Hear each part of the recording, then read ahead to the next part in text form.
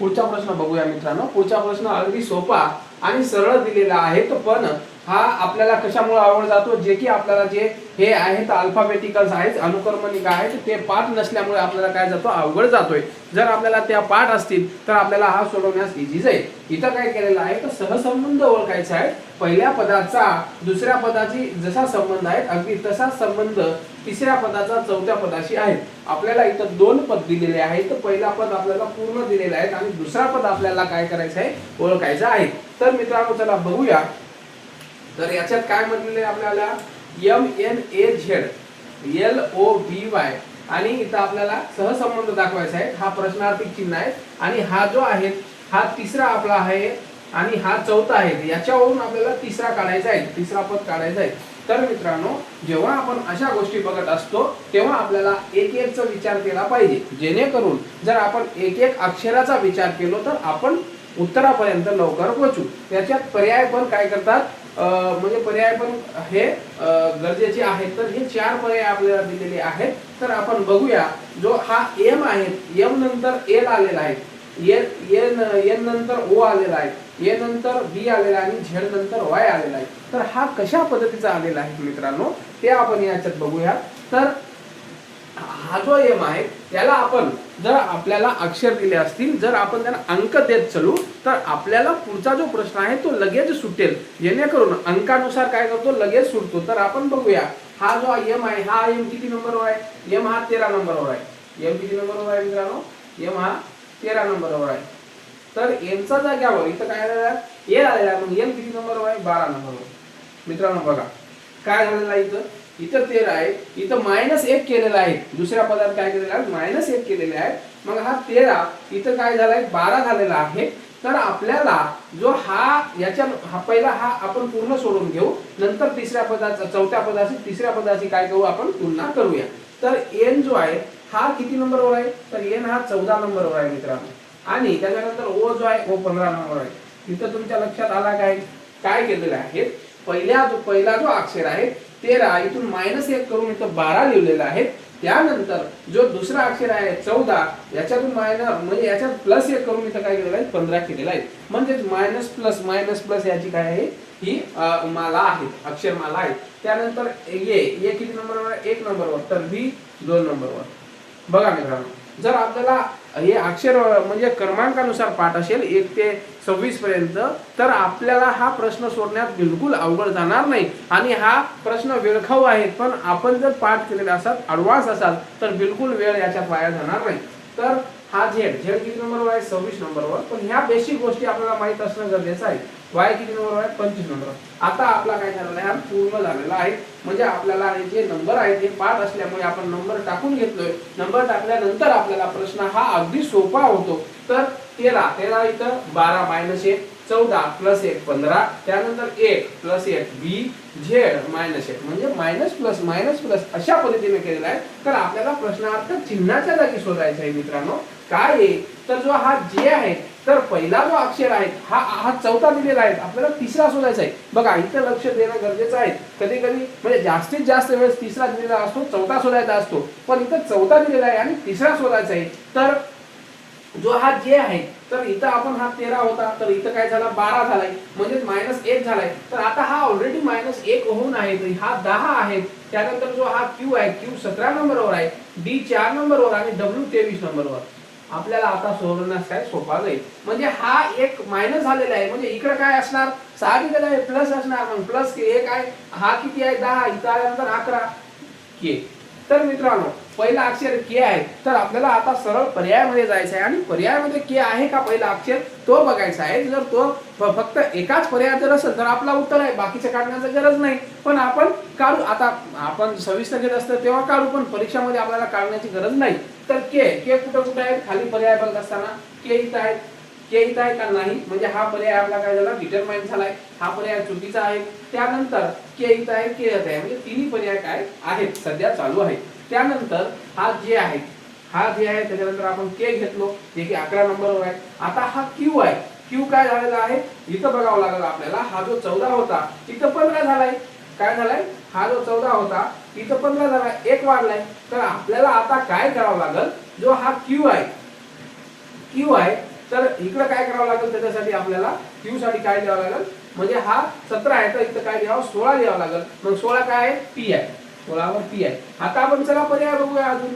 Q P इथं काय आहे के क्यू आहे, हा पर्याय चुकलाय एक नंबरचा पर्याय चुकलाय. त्या नंबर 3 नंबर के ओ आहे, हा पण चुकलाय. फक्त 4 कर म्हणजे आपण पर्याय क्रमांक 4 हा आपला योग्य उत्तर आहे के पी सी एक्स. फक्त आपण 2 याच्यावरून काय काढलोय उत्तर काढलो आहे. तर आपण आता 2 उत्तर तर निघाला पण आपण पुढे बघून घेऊया. तर पुढे काय आहे के पी त्यानंतर हा जो डी आहे हा 4 नंबर आहे. मग इकडे आल्यानंतर तो सी होईल. त्यानंतर हा डब्ल्यू जो आहे हा 23 आहे, पण इकडे आल्यानंतर 1 न वाढेल म्हणजे 24 होईल. हा आपला योग्य उत्तर आहे मित्रांनो. पुढचा प्रश्न बघूया मित्रांनो. पुढचा प्रश्न काय आहे तर खालील संख्या मालिकेतील विसंगत संख्या ओळखा. विसंगत संख्या ओळखायचा आपल्याला वेगळा संख्या ओळखायचा आहे. जेव्हा वेगळ्या संख्या ओळखत असू तेव्हा आपल्याला पहिला एक एकचा विचार करावा लागतो, नंतर जोडीचा विचार करावा लागतो. तर बघूया या प्रश्नानुसार तुम्हाला समजेल. तर मित्रांनो आपल्याला विसंगत संख्या ओळखायच्या आहेत. आपल्याला एवढे हे संख्या दिलेले आहेत, त्यानंतर खाली पर्याय दिलेले आहेत. तर पर्यायामधून आपल्याला जे विसंगत आहेत, जे या गटातून वेगळा आहेत, तो आपल्याला काय करायचा आहे ओळखायचा आहे मित्रांनो. तर बघूया 2 3 6 10 18 27 54 81 आणि 162 ही एवढी आपल्याला संख्या दिलेली आहे. तर संख्यामधून वेगळा गट आहे तो वेगळा गट ओळखूया. तर मित्रांनो आपल्याला हा 2 आहे, त्याच्यानंतर 3 आला कसं, 6 आला कसं, 10 आला कसं, या गोष्टी माहित असणं गरजेचं आहे. या गोष्टी कशा प्रकारे आल्या ते बघूया. तर हा 2 आहे, 2 नंतर 3 म्हणजे याच्यात 1 मिळवला असेल, ठीक आहे. 3 नंतर 6 म्हणजे याच्यात 6 मिळवलं 3 मिळवला असेल. 6 नंतर 10 याच्यात 4 मिळवला असेल. पण आपला ताळमेळ लागतो का? लागत नाही. का लागत नाही? कारण इथं 2 नंतर 1च मिळवलं 3 झालं. मग 3 नंतर 3 मिळवलं म्हणजे काय झालं 6 झालं. इथं बघू 1 मिळवलो काय किती झालं 3 झालं. 3 नंतर किती मिळवलो 3 मिळवलो 6 झालं, ठीक आहे. 6 नंतर याच्यात 4 प्लस केलो किती झालं 10 झालं. पण पहिला आपण 1 आहे त्यानंतर 2 यायला पाहिजे होतं, तसं आला का नाही. म्हणजे हा सिक्वेन्स आपला काय आहे सरळ सरळ चुकीचा आहे. हा सिक्वेन्स सरळ सरळ चुकीचा आहे. त्यानंतर मित्रांनो आपण काय करूया, आपण आता 1 1 चा विचार केला, आपण आता 2 चा विचार करूया म्हणजे जोडीचा विचार करूया. 1 चा विचार करतो तेव्हा आपला हा ताळमेळ लागत नाही, तर जोडीचा विचार करूया. जर जोडीचा विचार करत असताना जर आपला ताळमेळ लागला तर आपला उत्तर योग्य आपल्याला लवकर सापडेल. तर बघूया, तर याच्यात आपण बघूया 2 आणि 6 ची जोडी लावूया. तर बघू चला मित्रांनो 2 आणि 6 तर कशा प्रकारे 2 आणि 6 होते. एक तर 2 मध्ये 4 मिळवल्यानंतर 6 होते किंवा 2 ची तिप्पट केल्यानंतर 6 होते. मग आपण 2 ची 4 आपण 2 मध्ये 4 मिळवू का? मिळून बघूया. +4 2 चं काय झालंय 2 + 4 6. 6 नंतर आपल्याला आता 18 घ्यावं लागेल. 6 म्हणजे एक सोडून घेतो ना आपण. तर याच्यात किती मिळवावं लागेल, याच्यात 12 मिळवावं लागेल. मग 4 आणि 12 हा काही ताळमेळ जमतो का? जमतोय, तिप्पट होते. पण त्याच्यापेक्षाही आपल्याला पहिला काय करता येते का ते बघूया. जर आपण 2 ची तिप्पट केलो म्हणजे गुणिला केलो 2 × 3 तर किती होईल मित्रांनो 6 होईल. 2 × 3 6. आता 6 × 3 केलो तर किती होईल मित्रांनो 18 होईल. होते की नाही, म्हणजे सिक्वेन्स लागतो की नाही आपला लागतो. त्यानंतर 18 × 3 केलो, एक आपल्याला सोडायचं आहे. त्यानंतर 18 × 3 केलो आपण तर किती होईल 54 होईल, आहे बरोबर. त्यानंतर 54 × 3 केलो तर 162 होते का? चला बघूया. तर हो 54 × 3 केल्यानंतर 162 होते. त्यानंतर जे आपले आता राहिलेले आहे, आता ह्या जोडीमध्ये विसंगत काहीच नाही, वेगळा काहीच आलेला नाही. तर आपला आपण जर बघितलो खाली तर आपला उत्तर येऊ शकतो. कसं काय पर्यायामधून? तर मित्रांनो चला बघूया. हा 2 आहे विसंगत आहे का? नाही, म्हणजे हा उत्तर असू शकत नाही. त्यानंतर 162 पण विसंगत नाही, हाही उत्तर असू शकत नाही. त्यानंतर 54 पण आलाय, हाही उत्तर असू शकत नाही. मग सरळ सरळ आपण हा पहिली जोडी बघण्यापूर्वीच आपण उत्तराकडे पोहोचलोय. 10 आपला योग्य उत्तर आहे. 10 काय आपला योग्य उत्तर आहे जे की विसंगत आहे. तर बघूया 10 कशा प्रकारे विसंगत आहे. तर मित्रांनो 2 आता आपल्याला खालची जोडी बघावं लागेल. ही 3 पेन चेंज करतो मी जेणेकरून तुमच्या लक्षात येईल. तर 3 3 × 3 3 × 3 आपण वरी जसं गुणिला केलो ना, खाली पण आपल्याला गुणिलाच करावं लागेल. 3 × 3 किती येते 9 यायला पाहिजे. इथं काय आलेलं आहे 10 आलेला आहे. तर आपण 10 ला बाजू करूया आणि इथं 9 लिहूया. 3 × 3 9 9 × 3 9 × 3 27 27 × 3 81. आलं का मित्रांनो लक्षात? तर हा जो 9 आता इथं आपल्याला 10 दिलेला आहे, इथं आपल्याला 9 द्यायला पाहिजे होतं, म्हणून जो 10 आहे 10 आपला विसंगत आहे. तर पर्याय क्रमांक 3 हा आपला विसंगत आहे मित्रांनो.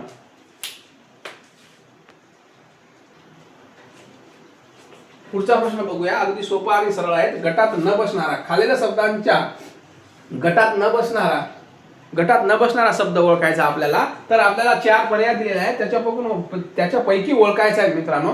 तर नाशिक, उज्जैन, हरिद्वार आणि मथुरा. तर तुमची लाईट लागली असेल. हे काय बघितल्यानंतर हे जे शहराचे नाव आहे, हे शहराचे नाव बघितल्यानंतर तुमची लाईट लागली पाहिजे का? कारण हे काय आहेत मित्रांनो, जे हे शहर आहेत, तर इथं काय करतोय, इथं कुंभमेळा भरतोय. काय करतोय, जो 12 वर्षाने प्रत्येक 12 वर्षाने कुंभमेळा भरतोय. तर हा या सगळ्या ठिकाणी कुंभमेळा भरतोय, फक्त याच्यातून एका ठिकाणी भरत नाही. तोच आपल्याला शब्द काय करायचा आहे, वेगळा करायचा आहे. तर नाशिक येथे भरतो का? हो, नाशिक येथे भरतोय. तर नाशिक येथे त्र्यंबकेश्वर येथे कुंभमेळा भरतोय. तर हा पर्याय आपला आहे का? नाही. त्यानंतर उज्जैन हा मध्य प्रदेश मध्ये आहे, नाशिक हा महाराष्ट्रात आहे. गोदावरी नदीचा उगम नाशिक. त्र्यंबकेश्वर जी की गोदावरी नदी ही महाराष्ट्रातील सगळ्यात लांब नदी असून याची म्हणजे लांबी किती आहे? 1465 मीटर आहे, किलोमीटर आहे. आणि महाराष्ट्रात किती आहे? 665 किलोमीटर. गोदावरीचे खोरे हे मोठे खोरे आहेत. त्यानंतर उज्जैन पण सगळ्यांना माहित आहे, शिप्रा नदीच्या काठी उज्जैन हे इथं पण कुंभमेळा भरतो. त्यानंतर हरिद्वार, इथं पण मित्रांनो कुंभमेळा भरतोय. आणि मथुरा हा आपला काय आहे, योग्य उत्तर आहे, जे की इथं कुंभमेळा भरत नाही. तर पर्याय क्रमांक 4 हा आपला योग्य उत्तर आहे मित्रांनो. पुढचा प्रश्न बघूया मित्रांनो. एका सांकेतिक भाषेत 264 ही संख्या 498, 264 ही संख्या काय?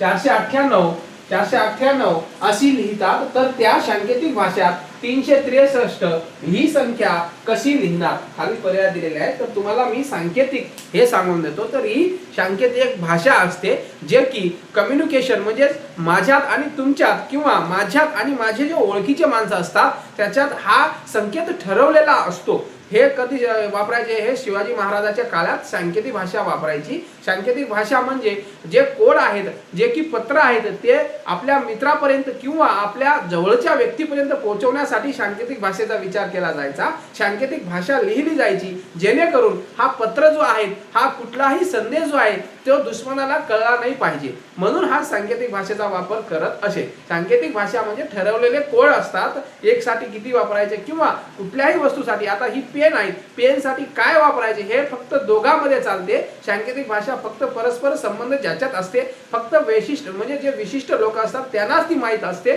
त्यांच्यातून ठरवलेला असतो, म्हणून त्याला सांकेतिक कोड असे म्हणतात. तर त्या सांकेतिक कोड मध्ये आपल्याला इथं जिथं काय दिलेलं आहे, याच्यावर मित्रांनो पोलीस भरतीमध्ये 2 प्रश्न हमखास येतात म्हणजे येतात.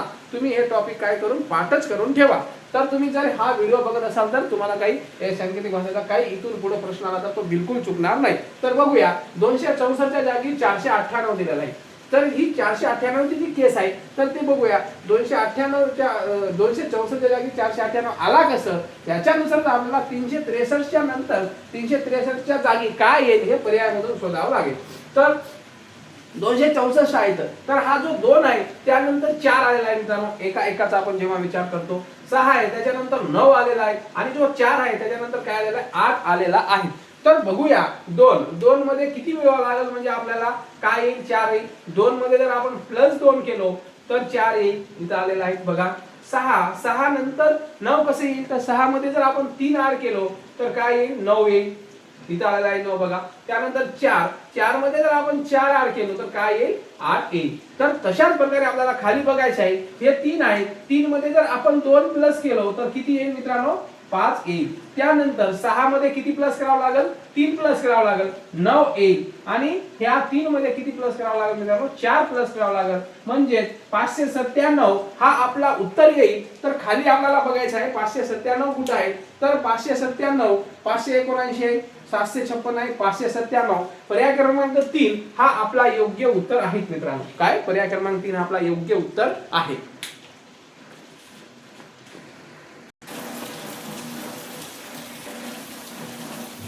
पुढचा प्रश्न बघूया, अगदी सोपा दिलेला आहे पुढचा प्रश्न. फक्त आपल्याला सण आणि त्योहार दिलेले आहेत, तर त्या सण त्योहार मधून आपल्याला मधोमध कुठला सण त्योहार येईल ते ओळखायचं आहे. अगदी बोनस हा प्रश्न आहे आपल्यासाठी, अगदी 1 मार्क फक्ताचा दिलेला आहे. तर खालील गटातील शब्दांच्या योग्य कर्म लावल्यास मधोमध कोणता शब्द येईल, मधोमध कोणता शब्द येईल हे ओळखायचं आहे. हे जर आपल्याला माहित नसेल तर आपल्याला पोलीस भरती काय कुठलीही स्पर्धा परीक्षा करण्याची म्हणजे कुठलीही स्पर्धा परीक्षा करण्याची आपल्याला काय नाही गरज नाही. हे जर माहित नसेल तर काय करून काय फायदा नाही, काय फायदा होणार नाही. तर आपल्याला सण त्योहार दिलेले आहेत.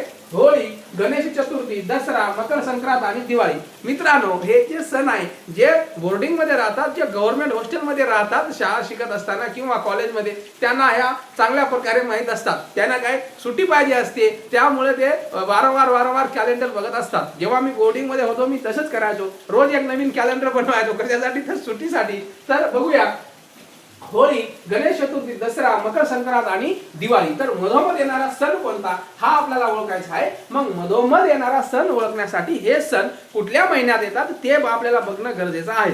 तर मित्रांनो, नवीन वर्षाचा पहिला सण कुठला आहे सगळ्यांना माहित आहे. पहिला सण नवीन वर्षाचा काय आहे तर मकर संक्रांत आहे. म्हणजे मकर संक्रांत जो आहे हा कधी येतो, जानेवारी मध्ये येतो.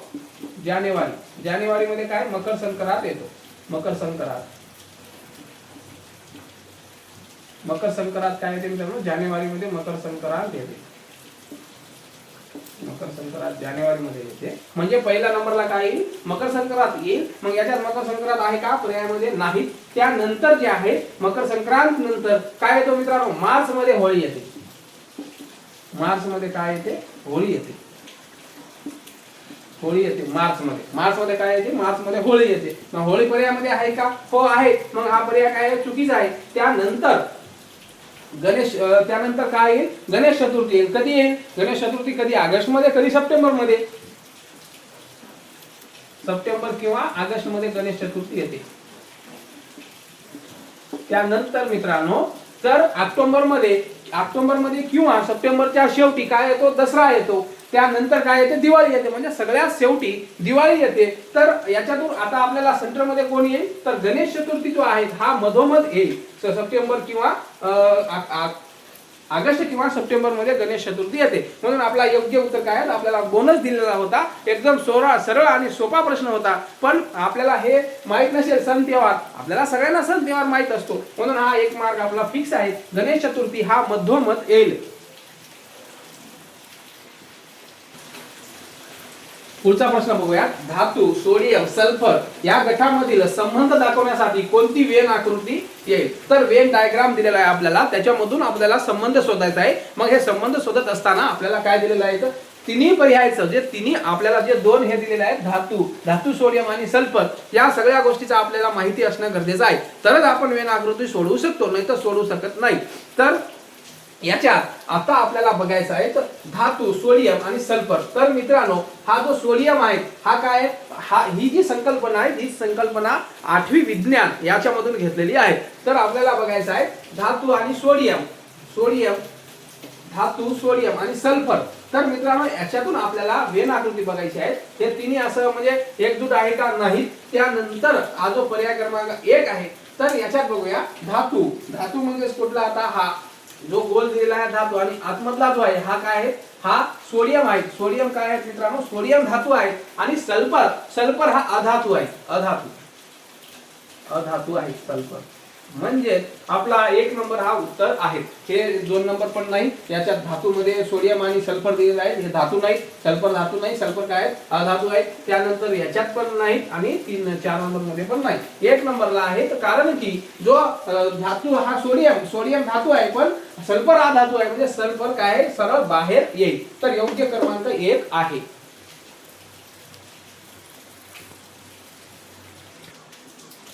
पुढचा प्रश्न बघूया मित्रांनो. पुढचा प्रश्न कशावर आहे तर पुढचा प्रश्न आहे तर डाएट वर, जे की फासा याच्यावर पुढचा प्रश्न आहे. तर फासा हे आपल्याला बऱ्याच जणांना माहित आहे. जे नवीन तयारी करतात त्यांना माहित नसेल, पण जे जुने आहेत त्यांना फासा माहित आहे. तर 1 हा अंक असलेल्या पृष्ठाच्या विरुद्ध पृष्ठावर कोणता अंक असेल असं आपल्याला दिलेले आहे. तर 3 दिलेले आहेत. त्याच्यापैकी आपल्याला 1 च्या विरुद्धार्थी शोधायचे आहे. तर 1 च्या विरुद्धार्थी शोधत असताना मित्रांनो मी तुम्हाला फाशाबद्दल थोडीशी माहिती सांगून देतो. हे जे डाएट आहे ते स्टँडर्ड डाएट आणि एक प्रमाणित फासा आणि एक अप्रमाणित फासा पडतो। याचे दोन प्रकार पडतात, एक प्रमाणित आणि एक अप्रमाणित। त्याच्यात मित्रांनो आपल्याला काय आहे, जो प्रमाणित आहेत आणि जो अप्रमाणित आहेत, जे अप्रमाणित डाएटचे काय आहेत आपल्याला उत्तर काय म्हणजे याच्यावर जे आहेत याच्यावर याचं योग्य उत्तर यायला पाहिजे, जे की 7 असतो। 7 ही याची बेरीज यायला पाहिजे। उदाहरणार्थ आता 4 दिलेला असेल तर याच्या विरुद्ध तर काय येईल, 3 येईल, म्हणजे तो काय होईल 7 होईल। 6 दिलेला असेल तर 1 येईल, 2 दिलेला असेल तर 5 येईल, म्हणजे 7च्या वर याची बेरीज गेली नाही पाहिजे। कशाची, जे की अप्रमाणित फाशाची। पण जे स्टँडर्ड डाएट आहे, जे सांकेतिक फाशी आहे, मानक फाशी आहे, याची बेरीज 7च्या पलीकडे जाऊ शकते। तर आपल्याला आता बघायचं आहे, आपल्याला सरळ आणि सोप्या भाषेत एकदम सरळ प्रश्न दिलेला आहे, काही त्याच्यात अवघड नाहीत। तर बघूया, तर एक हा अंक असलेल्या पृष्ठाच्या विरुद्ध पृष्ठास कोणते अंक येईल। एक कुठे आहे ते बघावं लागेल आपल्याला। एक येथे, इकडे कुठे एक आहे का, नाही। तर मित्रांनो सरळ आहे, एकच्या विरुद्धार्थी 3 आणि 2 येणार नाही। काय येणार नाही, हा जो फासा आहे हा उलटा, जेव्हा उलटा होईल, पण हे उलटा होईल त्याच्यानंतर दुसरी बाजू जी का आपल्याला कधीच दिसत नाही, दुसऱ्या बाजूवर याचा विरुद्धार्थी शब्द असेल तर 3 आणि 2 याच्या विरुद्ध राहणार नाही। म्हणजे 3 आणि 2 पर्यायामध्ये कुठे आहे, इथं 3 आहे, म्हणजे हा चुकलेला आहे आपल्याला। एक पर्याय आपला गहाळ झाला, 3 आणि 2 एक होऊ शकत नाही। का होऊ शकत नाही, कारण हे याचे शेजारी आहे, याचे मित्र आहे, याचे विरुद्ध होऊ शकत नाही। तर हा झाला प्रश्न 3 आणि 2चा। आता 1च्या विरुद्धार्थी आपल्याला बघायचं आहे। 1च्या विरुद्धार्थी बघत असताना आपल्याला एक कुठं आहे तर दुसऱ्या या तिन्ही भाषांमधून ते बघावं लागेल। तर एक कुठंच नाही आहे का, नाही, मग कोण आहे, 3 आणि 2 आहे का हे बघावं लागेल, त्याच्यावरून पण आपला उत्तर निघतो। 3 आणि 2 आहे, 3 आणि 2 इथं आहे, 3 आणि 2 इथं आहे, म्हणजे 3 आणि 2 इथं पण आहे, 3 आणि 2 इथं पण आहे। तर आपल्याला काय बघावं लागेल आता मित्रांनो, सरळ आहेत। आता आपण हे जर दोन्ही आकृती घेतलो, 2 इथं आपल्याला 2, 3 आणि 2, 3 आणि 2 दिलेला आहे, त्याच्यावरून आपल्याला काढणं अवघड जाईल, थोडंसं जास्त अवघड नाही जाणार। जेव्हा पुढे येईल तेव्हा आपण सांगू, पण ह्याच्यातून आपण ह्या 2 आकृत्या विचार करूया। तर हा जो 1 आहे, त्यानंतर हा 2 जो आहे, हा 2, हा 1 आणि हा 3, तर 2च्या विरुद्धार्थी करायचं आहे आपल्याला। 2 दिलेला आहे इथं, इथं पण 2 दिलेला आहे। तर आता आपण घेऊया 2 आणि आपल्याला कसं यायचं आहे, क्लॉकवाईज, म्हणजे घड्याळाच्या काट्याच्या दिशेनं यायचं आहे। 2 नंतर काय येईल, 2 नंतर 3 येईल, 3 नंतर काय येईल, 3 नंतर 1 येईल, आलाय। आता आपल्याला 2 कुठे आहे, इथं आहे, मग 2च्या खाली 2 लिहिलो। त्यानंतर काय येईल, 6 येईल, 6 येईल, त्यानंतर काय आहे, त्यानंतर काय आहे मित्रांनो, 6 येईल, त्यानंतर 4 येईल, आलाय। तर आपल्याला याच्यातून कुठला शब्द मिसिंग आहे, जे की 2च्या विरुद्धार्थी येईल। तर कुठला शब्द मिसिंग आहे मित्रांनो याच्यात, तर 3 आहे, 2 आहे, 1 आहे, 4 आहे, 6 आहे, 2 आहे। तर याच्यात काय दिसत नाही मला, याच्यात 5 दिसत नाही, म्हणजे 5 काय राहणार आहे, 5 हा 2च्या विरुद्ध राहणार आहे, 5 हा 2च्या विरुद्ध राहणार आहे, 5 आणि 2ची जोडी राहणार आहे।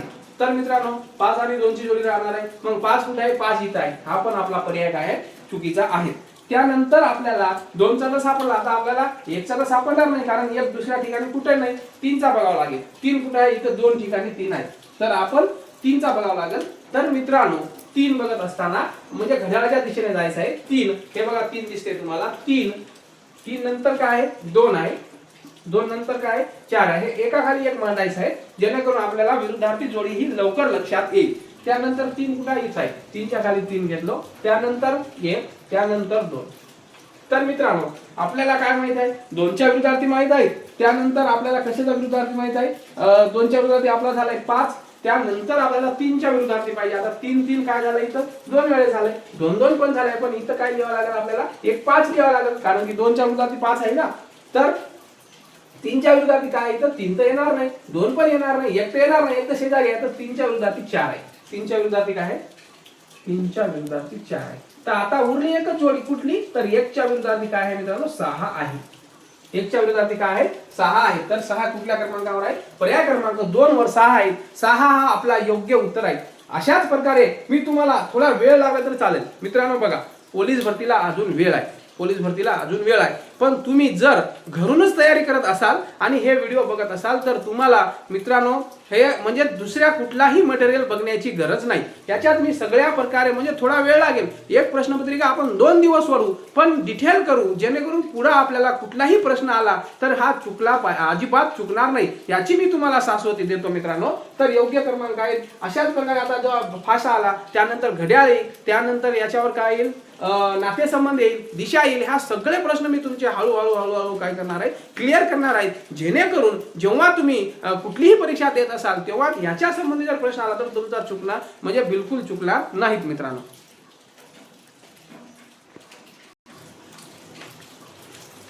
खालील प्रश्नात आपल्याला काय बघायचं आहे, खालील आकृतीत किती चौरस आहेत, चौरसाची आकृती दिलेली आहे आणि याच्यात एकूण चौरस किती आहे ते आपल्याला बघायचं आहे. तर ते आपल्याला कशा प्रकारे बघता येईल तर बघूया. पर्याय दिलेले आहेत 40, 14, 30 आणि 36. तर मित्रांनो चौरस मोजत असताना काय करावं लागेल आपल्याला, तर याला आपण अक्षर म्हणजे याला नाव द्यायला पाहिजे. हा 1, त्यानंतर हा 2 आणि हा 3, म्हणजे 1 चौरस, 2 चौरस आणि 3 चौरस. त्यानंतर खाली अशाच प्रकारे 2 आणि 3 झालंय. हे किती चौरस झाले तर हे आपल्याला मोजण्यासाठी मित्रांनो क्रॉस याचं काही करावं लागेल, गुणाकार करावा लागेल. 3 गुणिला 3. तर आपल्याला हे मोजत बसायला आपल्याला खूप वेळ जाईल. असं जर केलं तर आपला उत्तर लवकर येईल. 3 3 9. त्यानंतर 2 गुणिला 2. आता हा छोटा आहे म्हणून जर मोठा असेल तर आपल्याला जास्त वेळ लागला असता असं मोजायला. आणि आता एक जो आहे तर एक जशाला तसं. किती झाले 9 4 किती झाले 13. 13 आणि 1 किती झाले 14. हा काय योग्य उत्तर आहे 14. पर्याय क्रमांक कुठे आहे 2. हा आपला योग्य उत्तर आहे मित्रांनो 14. जे की 14 हा काय आपला योग्य उत्तर आहे.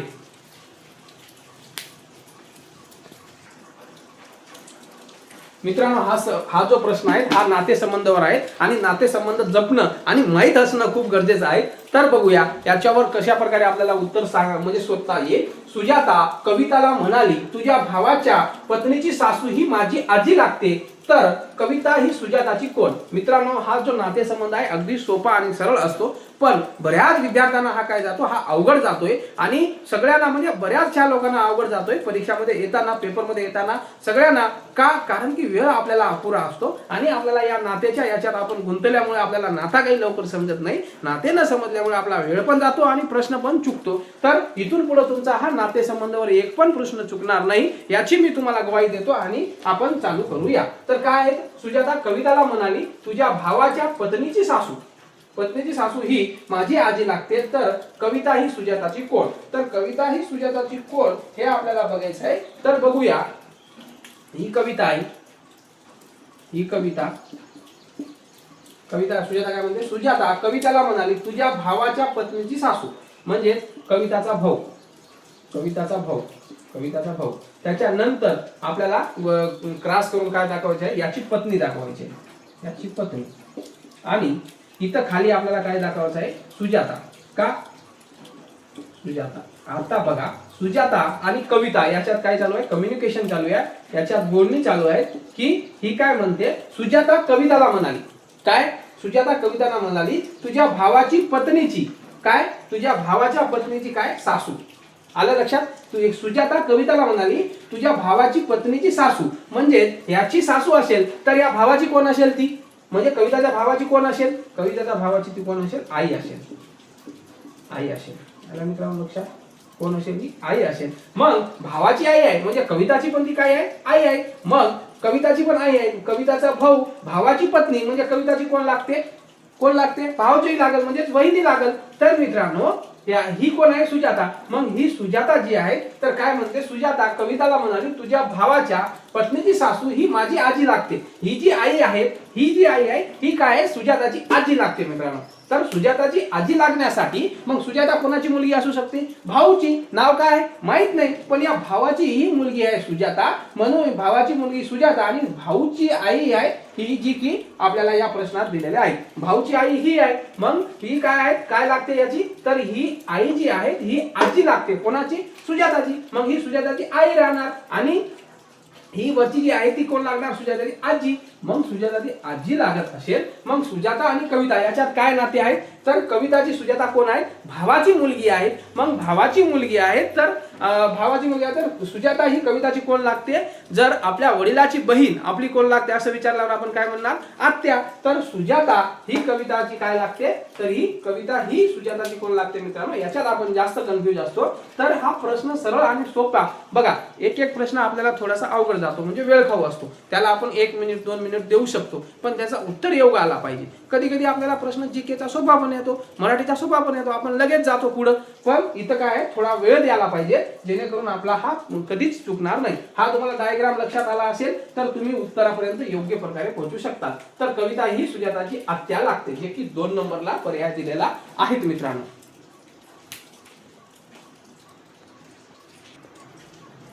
बघूया मित्रांनो, रश्मी तिच्या आईपेक्षा 27 वर्षांनी लहान आहे. त्या दोघांच्या वयाची बेरीज 49 वर्ष असल्यास रश्मीच्या आईचे वय काय? तर आपल्याला हा जो आहे हा पर्यायामधून पण आपल्याला उत्तर काढता येतो. तर आपल्याला काय काय दिलेले आहेत मित्रांनो, आकडा दिलेला आहे 36, 24 आणि 38. हे आपल्याला काय दिलेलं आहे, वय दिलेलं आहे. तर आपल्याला पर्यायामधून पण आपला उत्तर निघू शकतो मित्रांनो. पण आपण याच्यात काय करूया, डिटेल बघूया. तर डिटेल बघत असताना मित्रांनो, आईचे वय काय म्हणावं लागेल, x म्हणावं लागेल. x मायनस मुलीचे वय काय म्हणावं लागेल, y म्हणावं लागेल. x मायनस y किती दिलेला आहे, 27. आणि त्यानंतर x प्लस y दोघांची बेरीज किती दिलेली आहे मित्रांनो, 49. आले लक्षात. मग आता x किती झाले, 2x. आणि आता आपल्याला दिलेले काय हे, तर हे 27 आणि 49 किती होतात, 27 7 9 किती होतात, 16 6 आणि हे 76. तर मित्रांनो, जो 2x आहे हा इकडे आल्यानंतर काय होईल, 2x बरोबर 76 भागिले 2 म्हणजे x बरोबर किती येईल, 38 येईल. 38 काय आहे, आपण x धरलो होतो, आपल्याला xच पाहिजे. तर x काय आहे, आईचे वय 38 वर्ष आहे, जे की पर्याय क्रमांक 4 दिलेले आहे. तर आता आपण बघूया, तर खरंच रश्मी ही 27 वर्षांनी लहान आहे का आईपेक्षा? तर 49 मधून जर आपण 38 वजा केलो तर किती राहतात, 1 आणि याच्यातून 1 झाले 11. म्हणजे याच्यात काय आहे मित्रांनो, ही आईपेक्षा काय, रश्मी ही तिच्या आईपेक्षा 27 वर्षांनी लहान आहे. तर हो, आई ही तिच्या रश्मीपेक्षा काय 27 वर्षाने लहान आहे. मग रश्मीचे वय किती असू शकतात, 11 वर्ष. रश्मीचे वय आपल्याला विचारलं होतं आईचे वय, तर आईचे वय 38 वर्ष आहे मित्रांनो.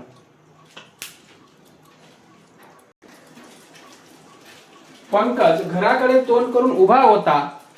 त्यांच्या उजव्या बाजूला उत्तर दिशा होती. तो 3 वेळा, किती वेळा, 3 वेळा काटकोनात डावीकडे वळाला. तर त्याच्या घराचे तो घराच्या कोणत्या बाजूला आहे? तर तो त्याच्या घराच्या कोणत्या बाजूला आहे? दिशाज्ञान याच्यावर प्रश्न विचारलेला आहे. तुम्ही हा दिशाज्ञान बघितल्यानंतर तुमच्या दिशाज्ञानावर बिलकुल प्रश्न चुकणार नाही. तर आपल्याला काय दिलेला आहे, प्रश्न आपल्याला समजणं गरजेचं आहे. तर पंकज घराकडे तोंड करून उभा आहे. ठीक आहे, हा घर आहे. पंकज काय आहे, हा पंकज आहे. हा काय आहे, हा पंकज आहे. तर पंकज काय आहे, पंकज घराकडे तोंड करून उभा आहे. त्याचा उजव्या बाजूला उत्तर दिशा आहे. कुठल्या बाजूला, उजव्या बाजूला. मग दिशा आपल्याला माहितच आहे, वरती काय असते, वरती उत्तर दिशा आहे. तर आपल्याला पंकज जो आहे असं न थांबवता पंकजाला आपल्याला काय करावं लागेल, पंकज असा आहे. पंकज कसा आहे, असा आहे. ही उजवी बाजू, ही डावी बाजू आणि हा काय आहे, घर आहे. तर पंकजच्या उजव्या बाजूला काय आहे मित्रांनो, तर उजव्या बाजूला, पंकजच्या उजव्या बाजूला घर आहे.